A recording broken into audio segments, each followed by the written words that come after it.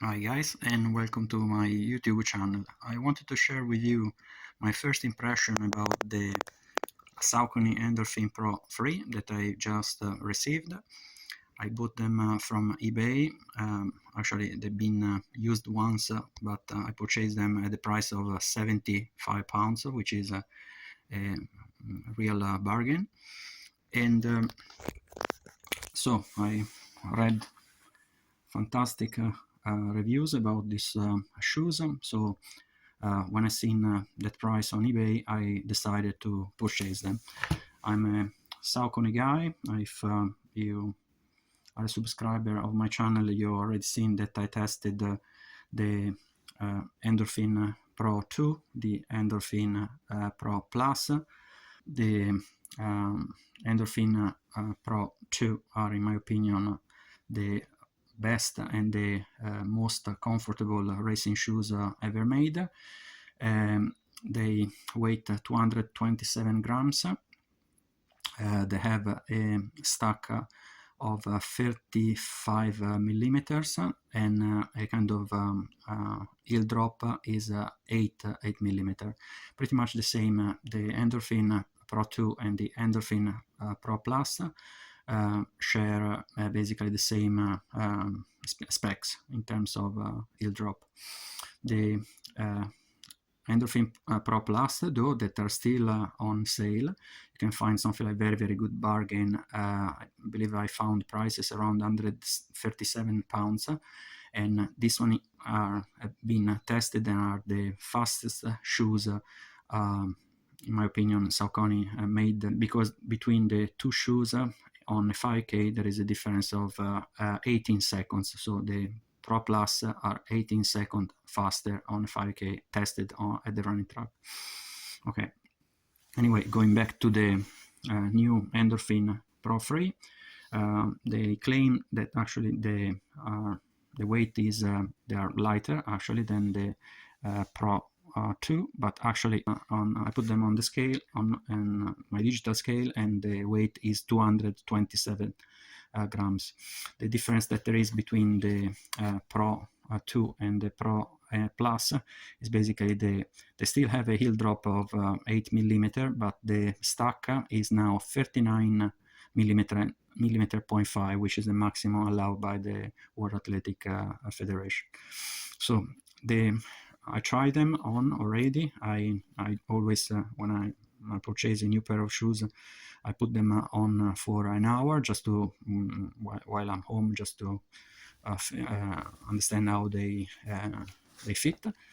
And actually after an hour I found out that because they increase basically in the midfoot the amount of foam under your foot, especially because I'm a pronator, I start to feel that this added foam actually started to bother my midfoot.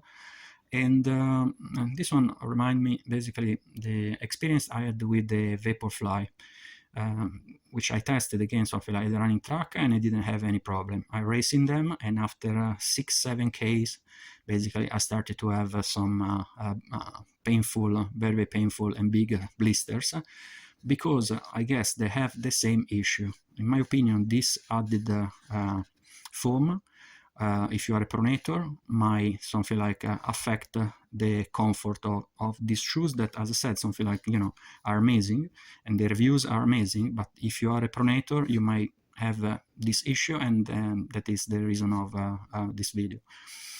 In my opinion, the problem is that the insole that is inside the Endorphin Pro 3 is very thin. I understand that they wanted to decrease the weight, the overall weight of the shoe, but for me, comfort comes always first.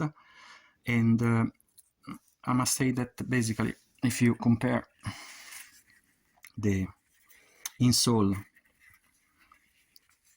to the insole of the Pro 3, you can see clearly that there is something like a lot less of material, and unfortunately the material is placed exactly where the added foam in the Pro 3 has been placed. So therefore, what happens is whenever you pronate using this insole, you inevitably end up in rubbing your midfoot against the top of the foam. And I was able to feel that just wearing it something like at home for an hour, as I said. So thinking about what might happen if you're going to race in them just at 10K, I do believe that you will have more or less the same issue I had with the Vaporfly. And trust me, they were very, very uncomfortable after just 6 or 7K. Vaporfly as well, something like have the same thin insole, again, something like just to save weight. But and I do believe that something like because of it, the comfort start to deteriorate after just 6 or 7K. Again, this one if you are a pronator. So what happened is I found that there is a company browsing internet that produced the insoles, the replacement insoles for Saucony with they're called Form Fit.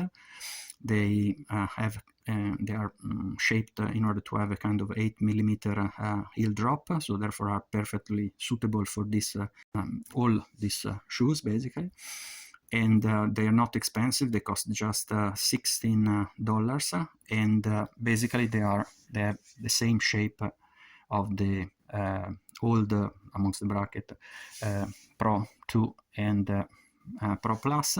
If you slide basically the insole of the Pro Plus in the Pro 3, you will automatically have a kind of protection for the your midfoot, so therefore